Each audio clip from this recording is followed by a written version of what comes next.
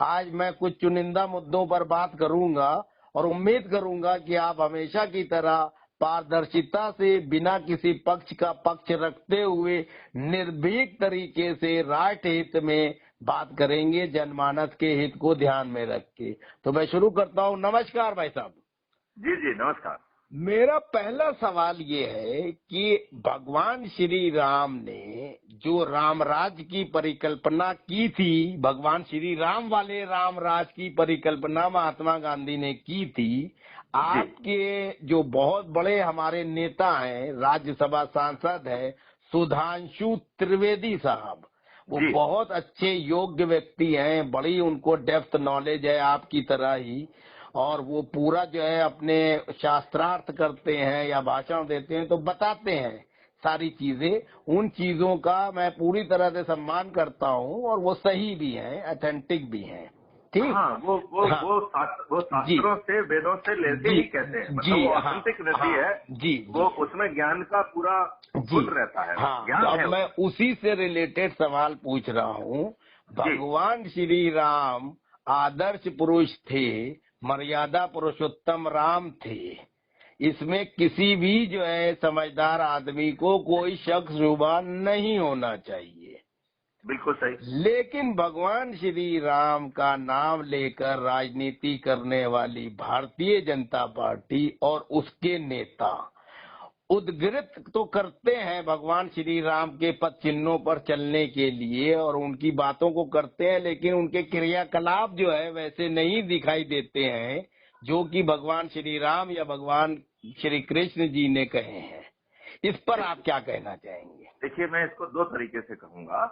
एक तो ये है कि ये जो बड़े बड़े लाल टीके लगा के, बड़ी बड़ी आंखों के और देखने में राक्षस जैसे लगने वाले व्यक्ति, इनमें, और जो जिहाद की बर्बरता वाली बात करते हैं, जो तलवार की नोक पे धर्म परिवर्तन की बात करते हैं, जो कहते हैं कि साहब जो है यदि आप जो है इनको हत्या भी कर देते हो तो 72 हूरें मिलेंगी, इन दोनों में मुझे कोई फर्क समझ में नहीं आता है।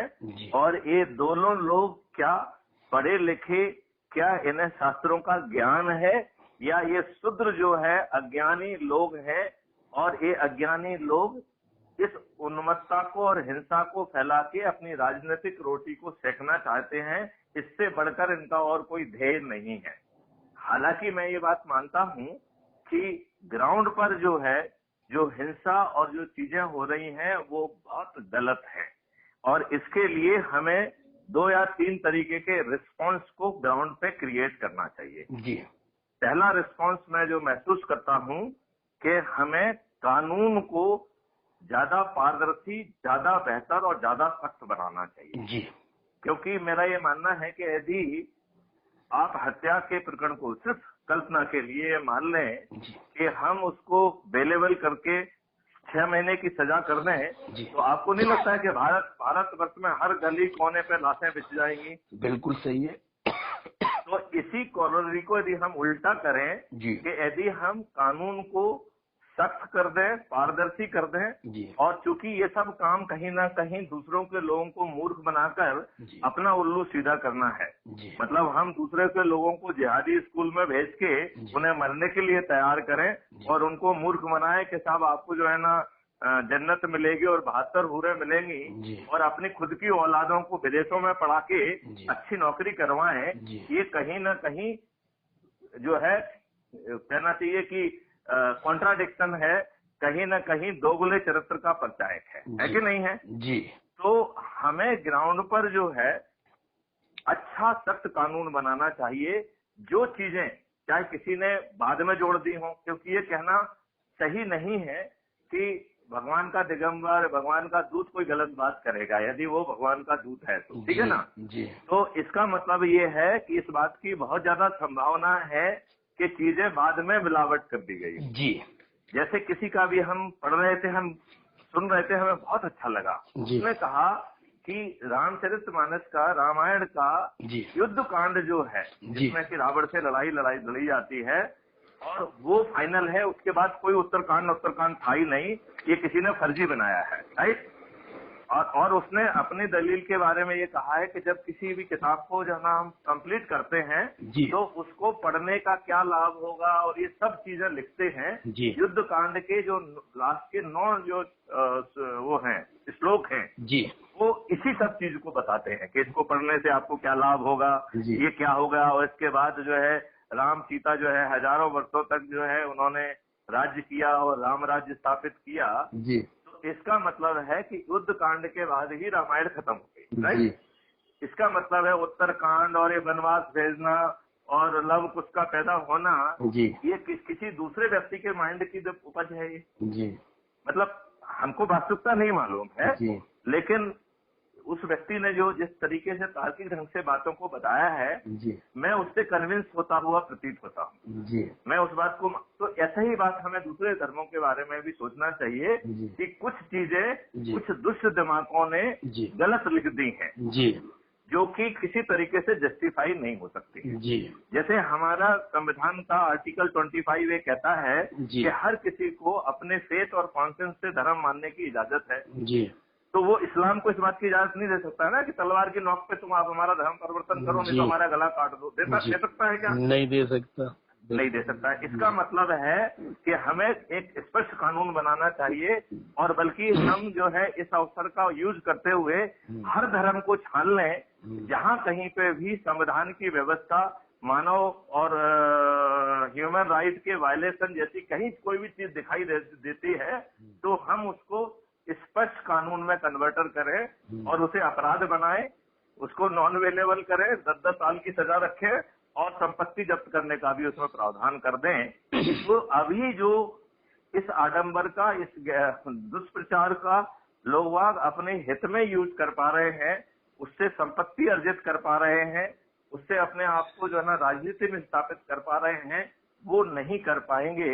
हम एक अच्छे भारत का निर्माण कर पाएंगे जहां सभी धर्म के लोग शांति से जिएंगे भी और वो इस दुनिया में जो भी आत्मा आई है वो किसी न किसी पर्पज से आई है और धन कमाना वो पर्पज नहीं है। खाना पीना सो जाना और कुछ समय बाद मर जाना ये भी मकसद नहीं हो सकता है। कहते हैं मानव का जन्म बड़ी मुश्किल से मिलता है, तो मानव का जन्म मिलने के पीछे इस आत्मा की जर्नी में कोई बड़ा मकसद है जिसको हम सब जो है अब ये मटेरियलिज्म में फंस के भूल गए हैं।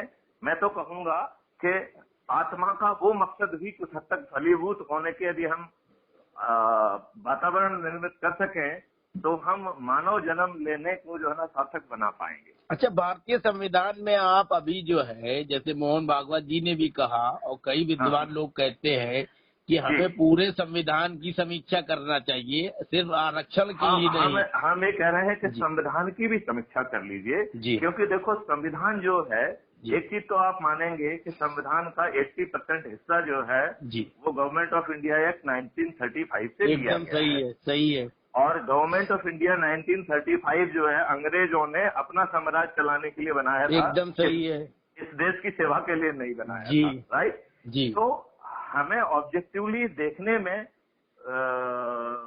कोई बुराई नहीं है कि हम संविधान को भी देखें, खुले दिमाग से देखें और एक अच्छे भारत के निर्माण करने के दिमाग से देखें।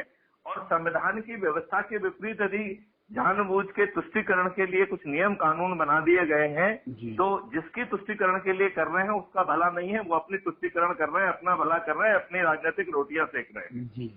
यदि जो है आज जो है अरविंद केजरीवाल गोल टोपी लगा के किसी के घर जाके 1 करोड़ रुपए दे रहे हैं और बाकी लोगों को प्रति संभाव रख के उनको 1 करोड़ रुपए नहीं दे रहे हैं तो ये शुद्ध राजनीति है, शुद्ध जो है लोगों को मूर्ख बना के अपना वोट बैंक जो है ना कंसोलिडेट करने की घृणित राजनीति है। लेकिन राजनीतिक गलियारों में और राजनीतिक के जो विश्लेषक हैं उनका ये मानना है कि अरविंद केजरीवाल को इतना ज्यादा आगे बढ़ाने के लिए भारतीय जनता पार्टी और आरएसएस खुद जिम्मेदार है कांग्रेस मुक्त भारत करने के लिए। इस पे क्या कहेंगे? मैं आपको बताऊं, केजरीवाल इन दुष्ट राजनेताओं का बाप साबित हुआ है। उसने कहा कि तुम जो है फ्री भी बांटोगे तो उसने कहा कि हम तुमसे दुगनी फ्री भी बांट देंगे।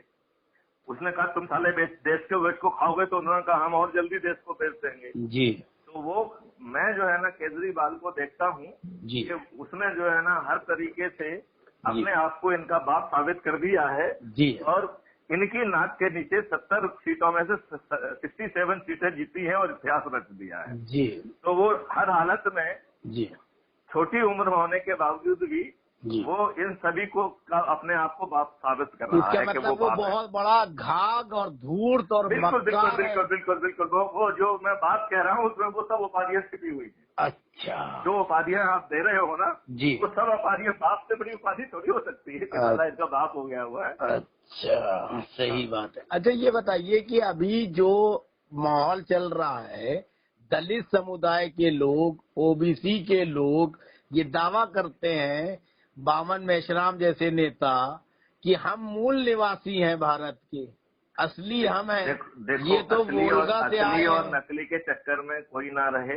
जी जो भी इस जगह पे आया है वो भगवान के जो है ना उससे आया है, जी माता पिता के उससे आया है। जी किसका कौन है, क्या साथ में लेके आए थे, क्या साथ में लेके जाओगे, तुम असली हो इस बात की कौन गारंटी दे रहा है। जी तो हम ये कह रहे हैं चाहे वो हो सकता है कि कोई वहाँ का ओरिजिनल वो हो, लेकिन आज इस बात का जो है ना बात करना सिर्फ मूर्ख बनाने वाली और अपनी जो है ना स्वार्थता की बात है।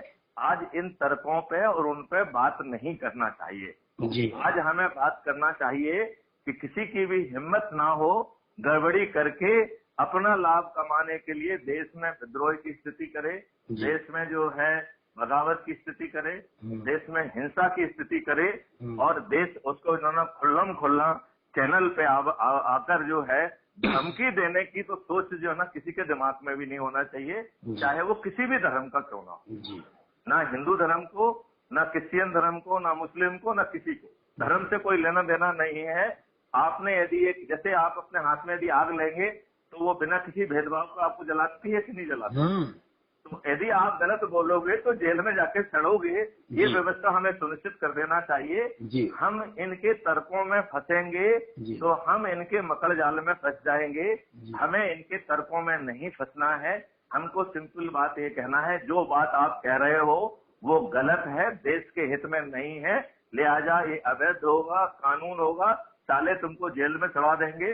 और क्राइम फ्री भारत की 5 सर्टेनिटी में 1 महीने के अंदर उसमें कन्विक्शन होगा, तुम साले जेल में चढ़ जाओगे और अब नए कानून के तहत हम आपकी संपत्ति भी जब्त करेंगे। अच्छा, और हम आपके उत्तर को भी मानते हैं कि संपत्ति को हम जनरली तोड़ेंगे नहीं। हम सिर्फ उसी बिरले केसेस में तोड़ने का स्पष्ट प्रावधान करेंगे जहां पर ये महिषासुर बन गए हैं, जहां पर ये भस्मासुर बन गए हैं। तो ये सिद्ध करने के लिए कि तुम साले शेर नहीं हो, तुम साले गीदड़ हो, तुम साले लुच्चे हो, तुम्हारी ये औकात है।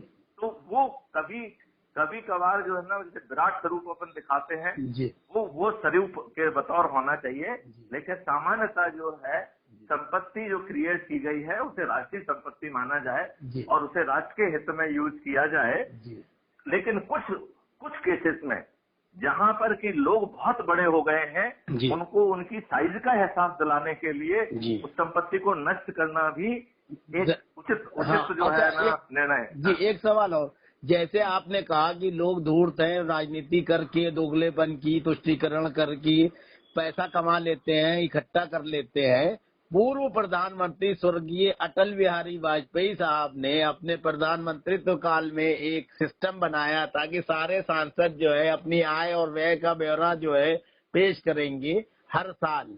तो वो परंपरा तो बहुत अच्छी थी, लेकिन आज बीजेपी की सरकार 7.5 साल हो गए, उस परंपरा पर जो है अमली जामा जो है कंटिन्यू नहीं पहनाया गया। इसको किस नजर से देखते हैं?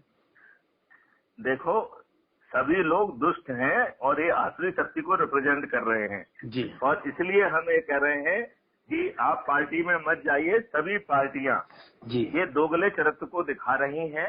ये सभी आसुरी शक्तियां हैं। राइट? कोई छोटी असुर कोई बड़ा असुर हो सकता है, लेकिन असुर सभी हैं और इनकी नीयत भी साफ नहीं है। क्योंकि आप जो चीज को ग्राउंड पे कर रहे हो वो ग्राउंड पे करने की बात ही नहीं है। उसे आप कानून के मंदिर में करिए, नियम कानून बनाइए। अंग्रेजों की जो व्यवस्था एज इट इज ले ली गई है, जिसमें कि आप गुलाम थे, आज वो व्यवस्था हेजिटेट है। आज एक पटवारी आपके खिलाफ साला कुछ भी लिख देता है, आपकी जो है ना चप्पलें घिस जाएंगी, आपको न्याय नहीं मिलेगा। वो मैं जो एडीएम है मिस्टर आचार्य राजस्थान के, मैं उनका बड़ा वो उन्होंने कहानी मुझे सुनाई जी। उन्होंने कहा कि साहब एक बनिया था जिसका नाम था विद्युत कुमार जी। पटवारी ने दुष्ट रात से उसको विद्युत कुमार को कुमार हटा के व्यवहार लिख दिया। वो बेचारा 30 साल से परेशान था और उसके भाग्य से जो है ये आचार्य साहब जो है ना वहाँ एडीएम बन के पहुंच गए। इनके इंटरवेंशन से वो विद्युत विभाग पर से विद्युत कुमार हो गया जी। तो मैंने उन आचार्य साहब से पूछा कि आपने उन पटवारी महोदय का क्या किया? उसको सजा दी, उसको सस्पेंड किया? बोले नहीं साहब, उसको तो सस्पेंड नहीं किया। तो हमने कहा कि देखिए आपने उसे न्याय दे दिया क्योंकि आप अच्छे व्यक्ति थे जी, लेकिन आपने उस व्यवस्था को तो नहीं बदला। तो सवाल ये है कि हमने अपमानित करने की, घोषित करने की और जो है ना शोषित करने की और गुलामों पे शासन करने वाली व्यवस्था है, हमने दुष्टता पूर्वक उसे प्रजातांत्रिक व्यवस्था में कन्वर्ट ही नहीं किया है, जहां पर हम जो भी निर्णय ले रहे हैं, जो पब्लिक फिगर है, यदि वो जानबूझ के गलत निर्णय लेते हैं तो उन्हें कंपनसेशन देने के लिए बाध्य होना चाहिए और वो अपने आप उस नौकरी से डिस्क्वालीफाई हो जाना चाहिए। तो इवन जो जज भी है, न्याय करना उसका फंक्शनल दायित्व है। यदि वो आंखें बंद करके गलत निर्णय लेता है तो उसे अपने डिसीजन को डिफेंड करना होगा और यदि वो डिफेंड नहीं कर पाता है तो ही सीज टू बी ए जज, वो जज नहीं रहेगा और उसे ऊपर से कंपनसेशन देना पड़ेगा। और यदि उसने कुछ आपराधिक मानसिकता से आपराधिक कृत्य के बतौर जो है ना काम किया है तो हो सकता है उसे जेल भी जाना पड़े। ये व्यवस्था हमको करना चाहिए। ये तो नेचर की यही व्यवस्था है। यदि आप आग हाथ में लोगे तो जलाएगा, वो तो कोई डिस्क्रिमिनेट नहीं करता है कि भाई साहब आप जो है ना अली साहब है तो हम आपका हाथ जला देंगे, अच्छा आप पंडित जी है तो आपका हाथ नहीं जलाएंगे, ऐसा करता है क्या कोई? आग तो ऐसा तो कोई डिस्क्रिमिनेट नहीं करता है, नेचर तो कोई ऐसा डिस्क्रिमिनेट नहीं करती है। तो ये जो हमने डिस्क्रिमिनेट करने की जो पॉलिसी ली है, ये शुद्ध हमारी राजनीतिक दुष्टता है और हम उसे राजनीतिक ध्येय के लिए कर रहे हैं। हम ये कह रहे हैं कि जो भी दो दुष्टता कर रहा हो, चाहे धर्म के ठेकेदार कर रहे हो, चाहे जाति के ठेकेदार कर रहे हो, चाहे राजनीति के ठेकेदार कर रहे हो, इन सब दुष्टों की दुष्टता को जो है पकड़ने का और जेल में डालने का व्यवस्था हमें करना होगा। और ये व्यवस्था भी ऐसी बहस में और सेमिनार में नहीं हो पाएगी, ये व्यवस्था हमें पार्लियामेंट के मंदिर में बैठकर ही करना होगी। अच्छा एक चीज बताइए, धर्म के ठेकेदार और जाति के ठेकेदार और राजनीति के ठेकेदार लोग जो है अपने हिसाब से चीजें कर रहे हैं, उनको दंड नहीं मिल रहा है, तो ये व्यवस्था दुरुस्त हो कि ये तीनों ठेकेदार जो है दुरुपयोग न कर पाए अपनी ताकत, अपनी सत्ता और अपनी हनक और भनक का, धमक का, उसके लिए क्या होना चाहिए? देखिए इसको हम हमेशा जो है, मुझे रामचरितमानस में, गीता में जी हर बात का समाधान मुझे दिखाई देता है जी। तो इसमें हमें समाधान जो हम चौपाई आपको हमेशा सुनाते रहते हैं जी कि विनय न मानत जलधि जड़ गए 3 दिन बीत, बोले राम सकोप बस भय बिन होए न प्रीत जी। तो हमें आज जो हमारे चुने हुए नेता हैं, हमारे वोट से वो चुने गए हैं, उन्हें सही कानून बनाने की उनकी ये पदी जिम्मेवारी है जी। तो पहले हम उनसे अनुनय विनय करें, यदि वो नहीं मानते हैं तो भर्त्सना करते हुए उन्हें हम विवश करें और यदि वो फिर भी विवश नहीं होते हैं तो ऊर्जा केंद्रों को के माध्यम से सभी लोगों को, सभी धर्मों के, सभी जाति के सभी लोगों को जोड़ते हुए एक महा ऊर्जा केंद्र की संयुक्त प्रकाश से इन लोगों को जो है ना हम पराजित करें। यही एक जो है बहुत प्रभावी व्यवस्था है। इसमें पैसे भी खर्च नहीं होंगे, कोई रिस्क भी नहीं है और हम संकल्प के माध्यम से जुड़े। लेकिन हमें जो है ये ठेकेदारों से को जो है ना ठिकाने लगाना होगा और इनको ठिकाने लगाने का केवल एक ही तरीका है कि हम समग्र कानून और समग्र व्यवस्था स्थापित करें। हमारी मशीनरी भी प्रभावी होना चाहिए। आज हमारी मशीनरी जो है वो पूरी तरह से निष्प्रभावी है। आज जो है 2006 में सुप्रीम कोर्ट ने जजमेंट देकर जो है 7 बिंदु जजमेंट दिया था और ये अपेक्षा की गई थी कि पुलिस जो है पॉलिटिकल इंटरफेरेंस से मुक्त हो जाएगा। जी। इन दुष्टों ने 2006 से 2022 के बीच में 16 सालों में इंटरफेरेंस तो छोड़ दीजिए, इन्होंने पुलिस पर पूरा फुल और कंट्रोल आधिपत्य स्थापित कर लिया है। जी। आज एक सिपाही से लेकर डीजी बिना पॉलिटिकल मेहरबानी के ना तो पोस्ट हो सकता है, ना ही अपने पद पर बना रह सकता है। तो ये दुष्टता तो करते ही जाएंगे। हमें इनसे अनुनय विनय प्रार्थना पहले करना है, जो कि संभावना 99% है कि ये लोग दुष्ट लोग हैं, आसुरी शक्ति हैं, ये किसकी अनुनय विनय प्रार्थना सुनेंगे। लेकिन अपना कर्तव्य अपन पूरा करें जी। और इसके बाद यदि नहीं मानते हैं तो इनकी हम भर्त्सना करें, इनको विवश करें। और विवश आप तभी कर पाएंगे जब आपके पास 137 करोड़ ऊर्जा केंद्रों की शक्ति विद्यमान होगी, तब ये आपकी बात सुनने के लिए भी तैयार होंगे, संभवतः विवश भी होने के लिए तैयार होंगे, संभवतः वो कानून के मंदिर में बैठ के व्यवस्था पूर्वक वो सब प्रावधान भी करेंगे जिसके ड्राफ्ट बना के अपन इनको देंगे। मैथिली शरण जी, एक सवाल का जवाब दीजिए। अरविंद केजरीवाल अन्ना हजारे की पीठ पे खड़े होके अच्छी अच्छी बातें करके दिल्ली का मुख्यमंत्री बन गया और 3 बार बन गया, पंजाब में भी सरकार बना ली। आप जो है ऊर्जा केंद्र स्थापित कर रहे हैं और पूरे देश में आपको समर्थन भी मिल रहा है, भगवान करे और मिले। समर्थन मिलने के बाद आप जो है ईमानदारी से कार्य करेंगे, इसका क्या प्रत्यक्ष प्रमाण आप दे सकते हैं और क्या आपकी जो है योजना है? क्योंकि अरविंद केजरीवाल तो धूर्तपना कर रहा है पूरी राजनीति। देखिए, हर व्यक्ति का एक चरित्र होता है जी, भाई। जी। तो जो व्यक्ति मुझे जानते हैं जी, उन्होंने मुझे गवर्नमेंट ऑफ इंडिया में जी, मध्य प्रदेश में भी काम करते देखा है और उन्होंने देखा है कि किसी भी मुख्यमंत्री की भी हिम्मत नहीं हुई मेरे काम में इंटरफेयर करने की, सिफारिश करने की। भगवान के उससे जो है ऐसा जो है हमने टेन्योर एंजॉय किया है, नंबर 1। नंबर 2, मुझे कोई मजबूरी नहीं है ये करना, राइट। तो हम जो है देश हित में वो बातें कर रहे हैं और हम उन डॉक्यूमेंट्स को भी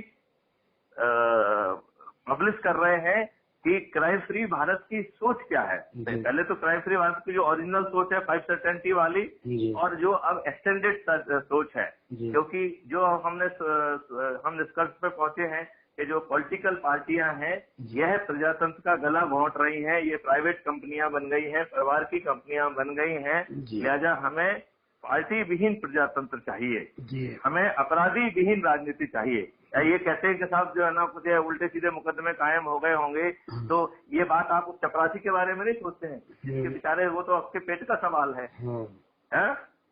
और ये इतने बड़े लोग नहीं है कि इनके ना रहने से जो है ना ये देश को लीडरशिप नहीं मिलेगी, है कि नहीं। और फिर दूसरी बात है कि आप अकाउंटेबल सिस्टम जमीन पे लाइए।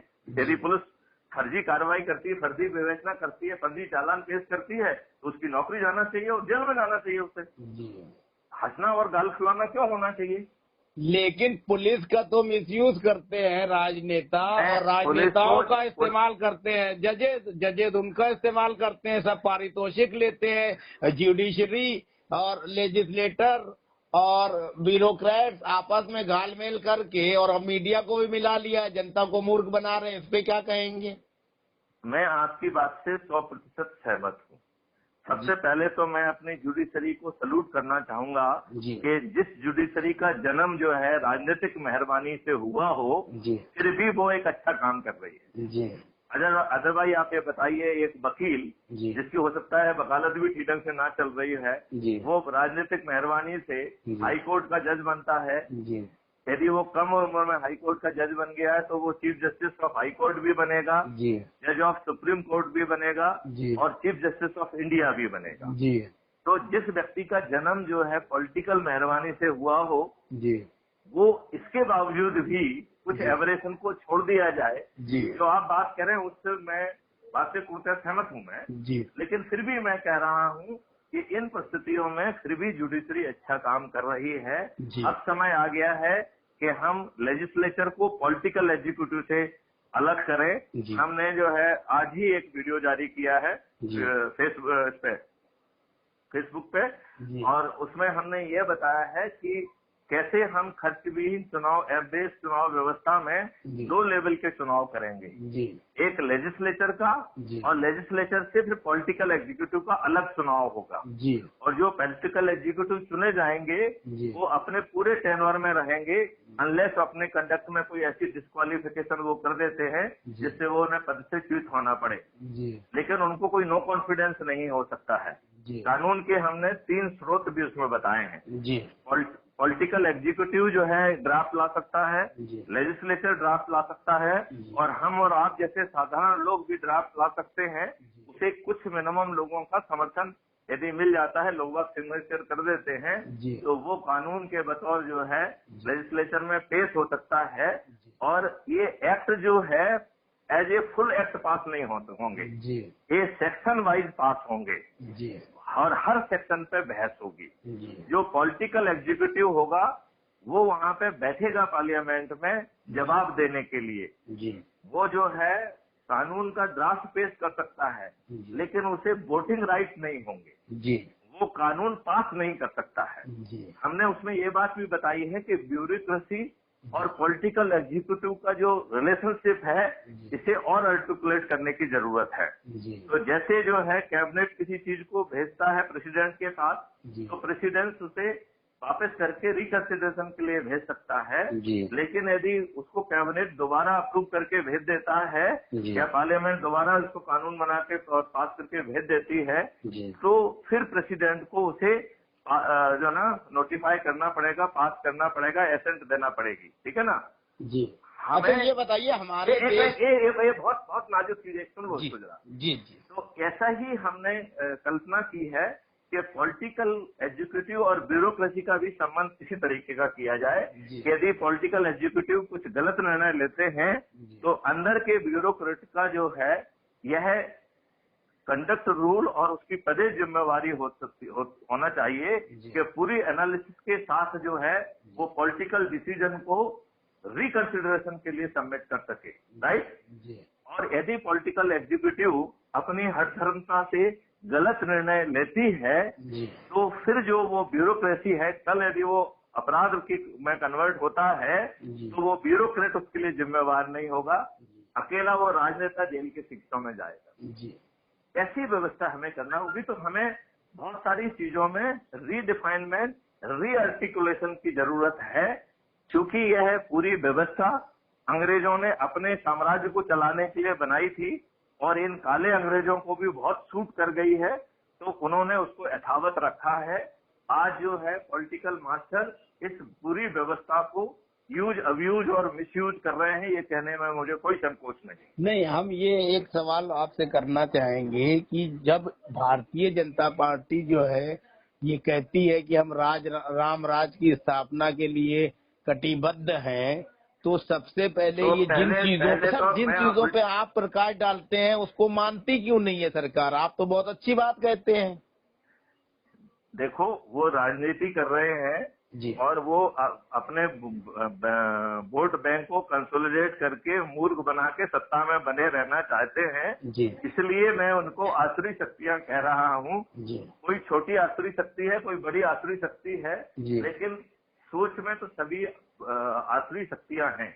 यदि नेहरू जी ने गुंडों की 2 पार्टियां बना के एक पार्टी जो उनके पक्ष के लोग नहीं थे उनको वोट डालने जाने से रोका और दूसरे के फर्जी वोट डाले, तो आज के दुष्ट नेताओं ने तो अपराधियों को ही टिकट दे दिया जी।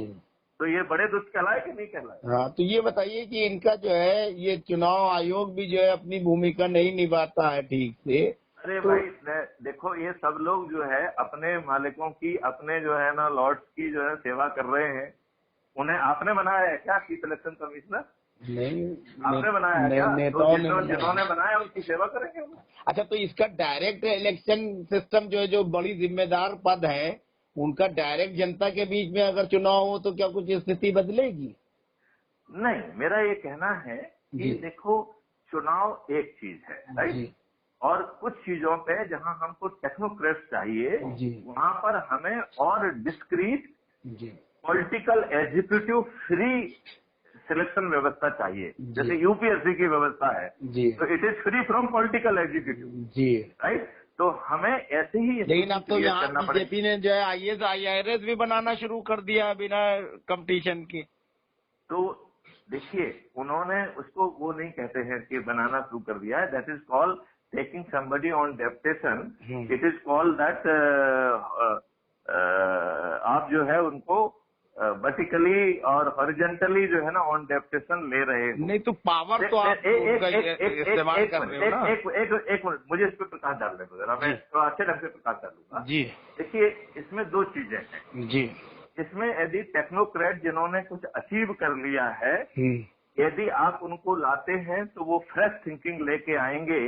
जो ब्यूरोक्रेट जो है, जो कभी उन्होंने कंपटीशन में करके चले आए और उन्होंने अपने नॉलेज को अपग्रेड नहीं किया और पूरी जिंदगी भर सुपीरियरिटी कॉम्प्लेक्स में जीते रहते हैं हम जैसे लोग, उनकी बजाय यदि ये लोग जिन्होंने अपना कुछ आयाम कायम कर लिया है, सफलता प्राप्त की है, नेशनली और इंटरनेशनल प्राप्त हुआ है, यदि उनकी कुछ ही जगह पे उपयोगिता है तो उन्हें लाना एक बहुत अच्छा निर्णय है। नहीं तो फिर आप जैसे साहिल भाई मेरा कंप्लीट नहीं हुआ अभी, मैं बहुत लोडेड स्टेटमेंट देने वाला हूँ जी।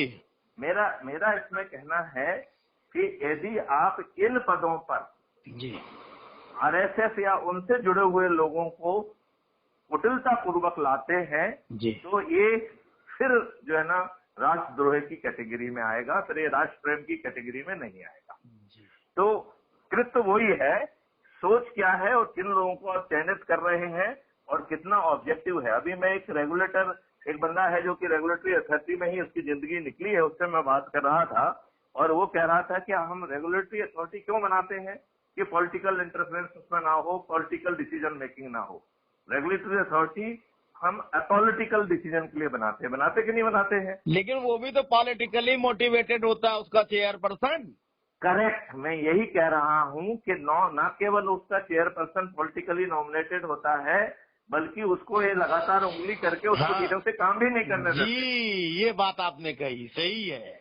नहीं, मैं बात सही कहूंगा क्योंकि मैं वो अनुभव के आधार पे कह रहा हूँ ना, मैं थोड़ी किसी से डरता हूँ। हाँ, मैथिली शरण गुप्त किसी से नहीं डरते। अच्छा मैथिली शरण साहब, एक चीज बताइए, टेक्नोक्रेट की बात आपने कही, एक्सपीरियंस आपने की बात कही, बिल्कुल सही है, राइट हित में लोगों को लाना बुरी बात नहीं, अच्छी बात है। तो आपके इतने महत्वपूर्ण सुझाव क्राइम फ्री भारत बनाने के लिए, संविधान में जो संशोधन करने के लिए, धर्मनिरपेक्षता को लेकर आपके विचार, एडमिनिस्ट्रेशन को लेकर आपके विचार, कानून को लेकर आपके विचार, विकास को लेकर आपके विचार, इन सबको भारत सरकार को आप अवगत भी कराते रहे और वो लोग जो है अभी तक नहीं मानते हैं। नहीं, तो ये उन्होंने माना, जी, अभी वो नेशनल पुलिस मिशन के रूप में स्थापित हुई है और मैं उसका प्रोजेक्ट लीडर भी हूँ जी। लेकिन जमीन पे उतारने की उनकी प्रायोरिटी नहीं है, पॉलिटिकल सोच तो फिर नहीं ऐसी है। चीज के प्रोजेक्ट डायरेक्टर या इंचार्ज होने का क्या मतलब जो मूर्त रूप ना ले पाए? करेक्ट। तो इसलिए तो हमने जो है ये अल्टरनेट स्ट्रेटेजी निकाली है कि हम तो उसे मूर्त रूप लेके ही छोड़ेंगे जी, है ना। हाँ, सही है। तभी हमने ये जो इतने सारे हम एक्स्ट्रा प्रयास कर रहे हैं जी। हम चाहते तो खुश रहते कि हाँ हमने भाई अब जो करना था हमने कर दिया, हमने एक कॉन्सेप्ट नोट भेजा, वो गवर्नमेंट ऑफ इंडिया ने मान लिया, वो जो है ना नेशनल पुलिस बन गया और मैं उसका प्रोजेक्ट लीडर हूँ, अब मैं जो कर सकता हूँ वो कर रहा हूँ और क्या करूँ मैं जी, राइट। लेकिन हम तो उस पर सरेंडर नहीं कर रहे हैं ना जी। हम तो लगातार जो है इतनी मेहनत तो शायद कोई राजनेता नहीं कर रहा है जितनी मेहनत मैं कॉन्सेप्ट को रिफाइन करने में, कॉन्सेप्ट को समझाने में और वो भी आम आदमी को समझाने में मैं जितनी एनर्जी खर्च कर रहा हूँ, आप ये मानेंगे कि हम काफी एनर्जी लगा रहे हैं। जी, लगा रहे हैं कि नहीं लगा रहे हैं? नहीं, बिल्कुल लगा रहे हैं और उस एनर्जी में हमारी एनर्जी भी तो जुड़ी है। पक्का जुड़ी है, पक्का मतलब जोर से जुड़ी हुई है जी। और आप जो है स्वयं पहल करके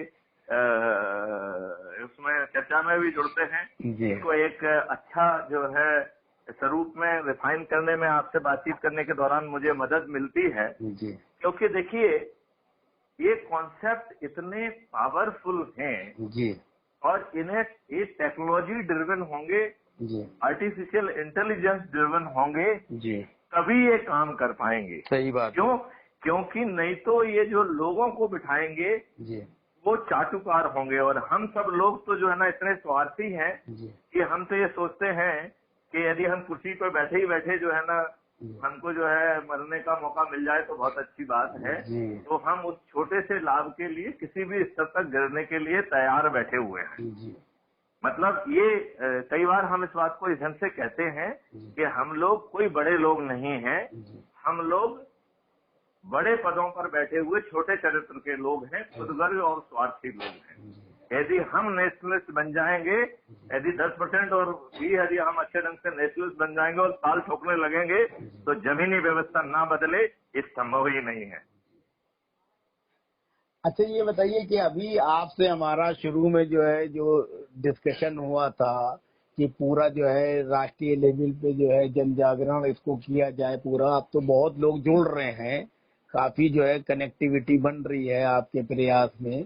तो उस प्रयास को तो भी इसके साथ साथ इलेक्ट्रॉनिक और डिजिटल के साथ साथ मेरा सोचना ये है कि दोनों चीजों को अपन को साथ में करना चाहिए जी। क्योंकि देखिए, यदि आप अकेले घूम रहे हैं जी, तो आप अपने प्रभाव क्षेत्र तक ही सीमित रह पाएंगे। बिल्कुल सही है। यदि हम दूसरे लोगों को जोड़ के उन सभी को अपने अपने प्रभाव क्षेत्र के लोगों को ऊर्जाकृत करने का काम सौंपेंगे तो हमें दो फायदे मिल रहे हैं। क्योंकि कोई ना कोई किसी न किसी के प्रभाव क्षेत्र में तो होगा, सही बात। तो हम जो है ना पूरे 133 करोड़ लोगों तक पहुंच पाएंगे। सही। और जो जिसके प्रभाव क्षेत्र में होगा जी, वो एक व्यक्तिगत आस्था भी उसके साथ, एक व्यक्तिगत उसकी कनेक्टिविटी होगी। तो उन्हीं शब्दों को, उन्हीं बातों को जब वो कहेगा तो उसकी ग्राह्यता ज्यादा होगी जी। ये बात आप मानते हैं कि नहीं? बिल्कुल सही मानते हैं। अच्छा, मैं एक सवाल आपसे व्यक्तिगत तौर पे करूंगा, वो ये है कि जैसे आप अपना ये सारा वीडियो रिकॉर्ड सिस्टम करते हैं, बहुत सही है, लोग सुनते हैं और लोग प्रेरित भी होते हैं कि वो आपसे वार्ता करें। लेकिन इसमें जो है जैसे फोटोग्राफ की जगह ब्लैक स्क्रीन होता है। बेसिकली जैसे मान लो अज्यूम करिए कि आपका जैसे फोटो है वो मुझे मिल जाए तो हम इस ऑडियो के साथ में फोटो भेज देंगे तो आपका फोटो भी लग नहीं, मेरा कहने का सिर्फ ये तात्पर्य है, मुझे अपने फोटो की बात नहीं है, मेरा तात्पर्य है कि जिससे भी मेरी बात होती है, अब मैं ध्यान रखूंगा कि उसका फोटो मुझे मेरे पास आ जाए। तो व्हाट्सएप पे 1 मिनट में आ जाता है, मंगा लिया कीजिए। मैं ये कह रहा हूँ उससे और ज्यादा ऑथेंटिसिटी ये लगेगी कि उस आदमी की, बहुत से लोग जो है मतलब जैसे आपका चेहरा मोहरा है, स्मार्टली सब लोग जानते हैं आपको, आप डीजीपी रैंक पे रहे, इतने बड़े काम किए हैं।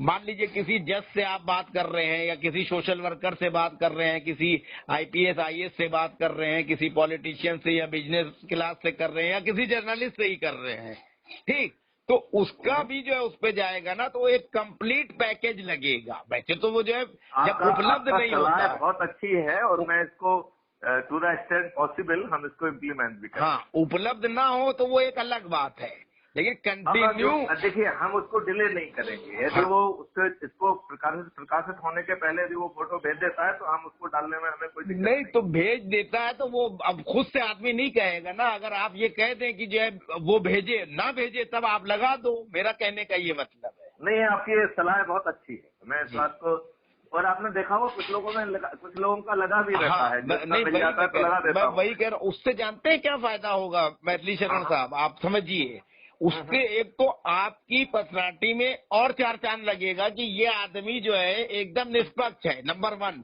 दूसरा, केजरीवाल की तरह सिर्फ स्वतः की ब्रांडिंग नहीं कहलाएगी। जब आप इतना बड़ा काम कर रहे हो, सारे राजनीतिक दलों को, सारे सांसदों को बेनकाब करके एक राष्ट्र हित में काम कर रहे हो, तो सामूहिकता दिखना भी चाहिए, मेरा ये सिर्फ कहना है।